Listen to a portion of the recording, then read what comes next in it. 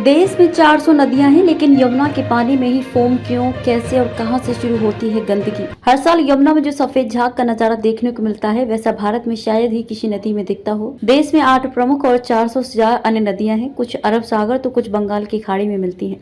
अगर यमुना की बात करें तो उत्तराखंड के यमुनोत्री से लेकर प्रयाग के संगम तक ही इसका अस्तित्व दिखता है। लेकिन जैसे ही ये नदी, देश में 400 नदियां हैं, लेकिन यमुना के पानी में ही फोम क्यों, कैसे और कहां से शुरू होती है गंदगी। हर साल यमुना में जो सफेद झाग का नजारा देखने को मिलता है, वैसा भारत में शायद ही किसी नदी में दिखता हो। देश में 8 प्रमुख और 400 से ज्यादा अन्य नदियां हैं। कुछ अरब सागर तो कुछ बंगाल की खाड़ी में मिलती हैं। अगर यमुना की बात करें तो उत्तराखंड की यमुनोत्री से लेकर प्रयाग के संगम तक ही इसका अस्तित्व दिखता है। लेकिन जैसे ही ये नदी दिल्ली के 22 किलोमीटर लंबे इलाके में आती है, इसका चेहरा ही खराब हो जाता है। दिल्ली में घुसते ही यमुना नदी नहीं बल्कि नाला बन जाती है। दुर्गंध, झाग, सूखे इलाके, शैवाल जैसी डरावनी चीजें आपके नाक, दिमाग और आंख को डराती हैं। नदी को देखकर जो अच्छा सुख और शांति मिलनी चाहिए वो खत्म हो जाती है। क्यों दिल्ली में ही यमुना अपना अस्तित्व खो देती है? क्या सरकार की जिम्मेदारी है या जनता की? 1376 किलोमीटर लंबी इस नदी के 5 प्रमुख हिस्से हैं, जिसमें ही ये नदी शुरू होकर खत्म हो जाती है। इन्हीं 4 सेक्शन में ये नदी एकदम साफ, बहुत गंदी हो जाती है।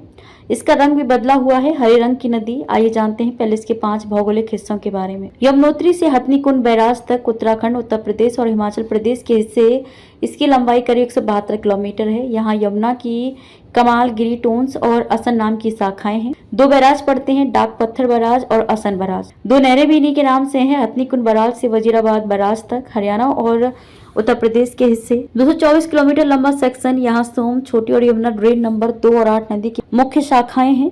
इसमें हथनीकुंड बैराज पड़ता है, जिसमें पश्चिमी और पूर्वी यमुना कनाल जुड़ते हैं। वजीराबाद बैराज से यमुना बैराज ओखला तक 22 किलोमीटर लंबा ये इलाका 22 ट्रेन और हिंडन कट से जुड़ता है। इसमें 2 बैराज हैं, वजीराबाद और यमुना बैराज। इसी से आगरा कनाल निकलती है। यही नदी का सबसे प्रदूषित इलाका। हमने बचपन से ये कहानी सुनी है कि एक समय यमुना में काले नाग रहता था, उसके जहर से यमुना उबलने लगती थी, जिससे नदी का पानी जहरीला हो जा रहा था। तब श्री कृष्ण ने आकर उसे भगाया।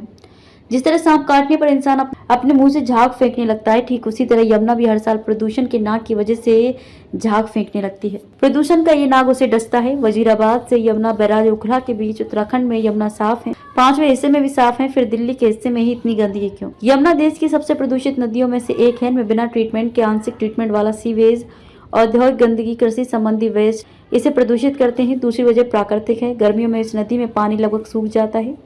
पूरी नदी और उसके किनारे ढेरों पेड़ पौधे, कचरा, जानवरों के शव पड़े रहते हैं। बारिश के बाद जब ये बहते हैं तो उनकी वजह से और प्रदूषण की वजह से भयानक स्तर का जहरीला झाग बनता है।